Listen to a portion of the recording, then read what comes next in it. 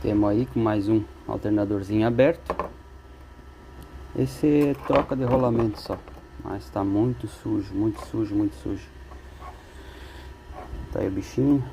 Vamos trocar esse rolamentinho aqui, ó. Soltar aqui ainda. Então o resto das peças, regulador, ó. O carvão tá bom aqui, ó. Não precisa trocar.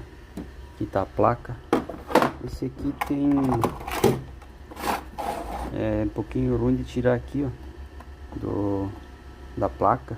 Até aqui quebrou um pedacinho da placa aqui, mas depois eu vou fazer um conserto. Esse é o enjoadinho de tirar, desmontar ele. Tem que soltar aqui. Quando é original ele é travado, não é estanhado, tá?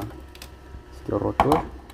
O rotorzinho tá bom aqui, um pouquinho de rebaixo aqui no coletor. Esse rolamento